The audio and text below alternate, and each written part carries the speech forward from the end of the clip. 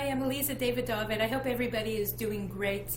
I want to talk today about lack of gratitude because I think we have a sickness in this society that is worse than coronavirus in many forms because we kill each other with it. All of us. All of us are vulnerable and all of us are susceptible, not only the old and the frail and the fragile. And that is unthankfulness. And did I invent a new word? Okay, well, maybe we have a new illness. Lack of gratitude. And why don't we want to say thank you in life? Because if I say thank you, there's a string attached. If I say thank you, it means you did something for me, and I owe you something. Or why else wouldn't we want to say thank you? Because we think we're gods. We think we did it on our own, we made it on our own, we got through that moment, and I'm invincible and I'm great. And when I have to say thank you to you, it reminds me, not so great, I'm not a god. You did something for me to get where I am today. And we don't like that. It's a big sickness, this inability to say thank you, because we've become a selfish society. Selfless people, selfless, are not afraid to say thank you. Thank you so much what you did for me. Anything you need, just let me know. I'm going to run. A selfless person who appreciates what you did for them. Selfish people don't want to acknowledge anything because they are just collectors. Give me, give me, give me, do for me. I will use you and abuse you until your usefulness expires, and then I will move on. In this week's parasha, Sefer Shmot, we read about a new Pharaoh arose over Egypt and he knew not Joseph. Well, how convenient is that? Joseph saved Egypt from a famine. Joseph was the only one who could interpret Pharaoh's dreams. Joseph turned Egypt into the richest country in the world. Joseph is the same Joseph that all of Egypt knew when his brothers showed up. Joseph is the one that we know about today. How convenient that Pharaoh didn't know, but we know Joseph. Broadway knew Joseph. They made a show after him. How come Pharaoh didn't know? So the rabbis say there was either a new Pharaoh that arose over Egypt, he knew not Joseph, or the old Pharaoh didn't want to know Joseph anymore because it wasn't convenient. Either way, the bottom line is the same. The new Pharaoh, the old Pharaoh, they didn't want to know because owing means I owe a debt. The Jewish people were becoming strong. They were successful in Egypt. They brought success to Egypt. Pharaoh didn't like what he saw. The people who made me, they might even be greater than me. And after all, Pharaoh thought that he was a god. He even had all the people believe that he never even needed to use the bathroom, whatever you called it in those days. So he used to go to the Nile to do his business.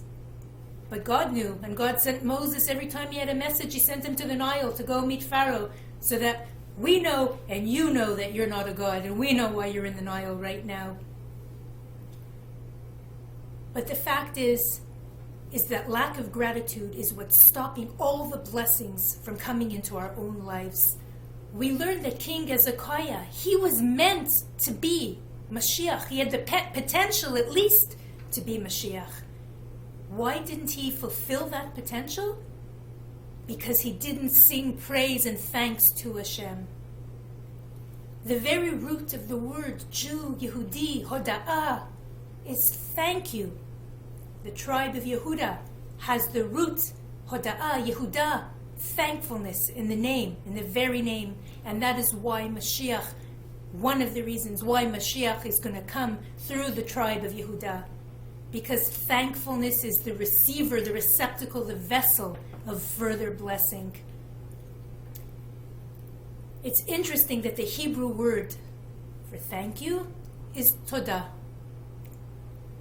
But the Hebrew language, as we know, is a magical language. I hate to use the word magic. It's like a DNA. It's the DNA of the universe, and you scramble the DNA and you have different things manifest. When you take that same word todah and you permute it and you get the word dotah, what does it mean? Thankfulness, thank you, becomes sickness. When you don't know how to be grateful, you become like a sick person, but not any sick person. The word dotah is used in Leviticus 12:2 in relation to a woman who is having her menstruation time. What do we know about a nidah, somebody who's having that time of the month? Is that they're separated, they're cut off. Just as a nidah is separated, so are we separated from Hashem when we are not grateful. We don't create the vessel, the receptacles to receive further blessing when we don't know how to say thank you. And we make all types of justifications. We manufacture more things than China. And what are those things? Excuses. Excuses why we don't owe the other person anything. I did for them, what I did for them is worth more than what they did for me. And when none of us are good at math, but when it comes to counting what they did for us, we can use our hands and our toes, and boy, can we tabulate what we did for them. But what they did for us, all of a sudden, we don't know how to count anymore. We don't know how to count. Because we always do what's right for us, because we're sick and we're selfish. You want to be happy in life? Don't go around collecting what the universe owes you. Go around appreciating what you already have and what you could do for everyone else. The biggest thing that we're supposed to do as human beings, no matter what faith you are, is to emulate God. How do we emulate God with this one? Well, day and night, God is giving us and blessing us and feeding us and clothing us. And how often do we say thank you? We're like a piece of Swiss cheese. We only count the holes. And like a bagel, we only see the hole, but we don't see everything else. Be like God. He withstands our selfish, bratty behavior. He withstands that we don't say thank you often enough. You did something for somebody, they didn't say thank you. What can I tell you? The burden is on them. Hashem has a long-term memory if they don't. The Torah tells you that even when we left Mitzrayim, when we left Egypt, do not hate the Egyptians in your heart. Why? You were once a sojourner in their land. Can you imagine the Egyptians who were so mean to us, so bad, they tortured us, enslaved us for 210 years. And the Torah tells us, don't hate them. Because when somebody does a good for you, you don't know how critical that good was for you. A kind word, a smile, $5. When you were in that moment of crying, of despair, of need, of poverty, the bank's on your back, the mortgage needs the money, you forget those moments where you almost crumbled and fell and broke, and that kind word and that $5 or that $1,000 saved your life? Remember that. Don't remember what was stopped, what wasn't given anymore. Don't be jealous if somebody has more and they could have given me more and they should do more. What they did, say thank you. You know for sure that whatever you have, if you really are a believer, that everything you have is coming from Hashem. They are just the messengers. It's like a dog who's biting the stick that's hitting it. Is it the stick that's hitting it? It's the person holding the stick. And the same thing feeding. The dog is so happy for the food.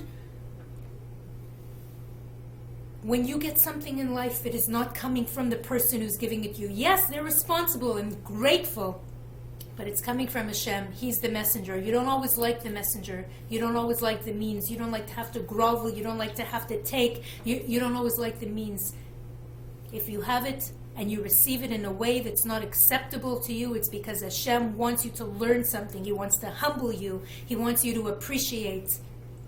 We all want to win the lotto, so you don't have to help me, and I don't have to help this one, and you know what I mean? I'll win the lotto. I don't know anybody anything.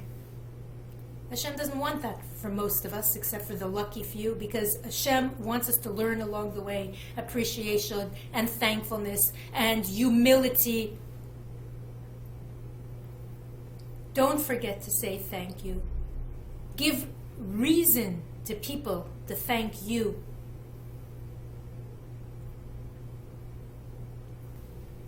And it is not just people we have to appreciate, it's everything in our life. Inanimate objects, everything that serves human beings, we are not allowed to destroy, to throw away for no reason. We have to appreciate everything. We have to be grateful to the things, the inanimate things in our life. Look at Moses. He didn't strike the waters of Egypt red with blood. Why? Because the Nile saved him at one point, and he had gratitude toward the Nile. When we do the Shabbat prayers, why do we hide the challah under a cover? One of the reasons is Because bread is always the priority in all our prayers, but on the Shabbat we say the wine, the prayer on the wine first. We don't want to humiliate the challah. Now, what are you saying? You don't let me. Okay, you got me until this, and now I think Judaism is crazy. No, because there is a deeper reality than this, a higher reality in this. That a challah in the highest world, in the source world of where it was originated, it has feelings there. The challah feels, a rock feels, a tree feels, a stone, everything feels, everything knows. Because there's godliness imbued in all things in life. And when we say thank you and we appreciate the absolute everything in our life, then we are thanking God. Every detail counts. It's a funny thing. Some people don't like to pray from like a laptop or a cell phone, and it wasn't my thing for a long time. I don't know, I just felt like my Siddur is my friend. It's been there for everything, for the good, the bad, the ugly. So I use my cell phone now when I daven in the morning. But the thing is that I always leave a few prayers for my real Siddur, because I know in my heart that if I'm going to have respect for that Siddur, and I'm going to have respect for the inanimate things in my life, I will be able to extend that sensitivity to all areas of my life, and most especially when it comes to human beings and to Hashem. So I pick up my Siddur and I finish my prayers with my Siddur, the real one, hold it in my hand, and I thank it every day. Thank you for bringing me closer to Hashem. There's a young man in my life who, I'm not perfect, but I really do try to be. I really take the Torah so seriously, and I take myself to task for everything that I do and everything that I say. But hardly perfect. And there are days where I feel down and I feel stressed and I feel this and whatever, list is long. And there's a young man in my life, his name is Andrew. And he's such a positive person. A family member, actually, distant, a cousin by marriage. And every time he texts me, he says, "Hi, how you doing? Have a good day. What are you thankful for today?" And sometimes I get those messages where I'm like, I want to kill somebody. And I say, wow, inhale. And I start texting all the things that I'm thankful for. And sometimes not all, but the things that priority of the day. And sometimes it's just my latte. And that's good enough. Because when you start counting your blessings, you have no time to count your deficiencies in life. We have so much more to be thankful for. So stop kvetching. Stay positive. Stay grateful. Thank everybody. Don't forget what people did for you. Don't forget. It's a big deal. It's a huge mitzvah. Hashem is watching.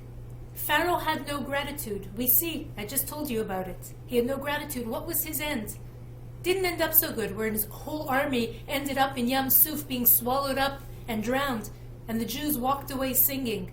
Hashem has a long-term memory. Do the right thing, be the right person. Be grateful, say thank you. And I want to say thank you now to somebody who nobody would like to say thank you to now, and that is Donald Trump. Whoa, what an unpolitical correct time to say thank you to Donald Trump. I thank you, Donald Trump, for moving the American embassy to Jerusalem, for standing by Israel and having the guts to stand by us when nobody else and no other president have the guts that you have. I thank you. I'm so sorry how your presidency is coming to an end. But I have to say thank you for doing things that nobody has done before for the Jewish people. I am an American. I love America, but I love Israel too. And if you can vote for a president based on which toilet you're going to, that you're going to the men's room and she's going to the women's room, then I can vote for a president because he stands up for God's holy land. I love Israel. I love President Trump. Thank you. Shabbat Shalom.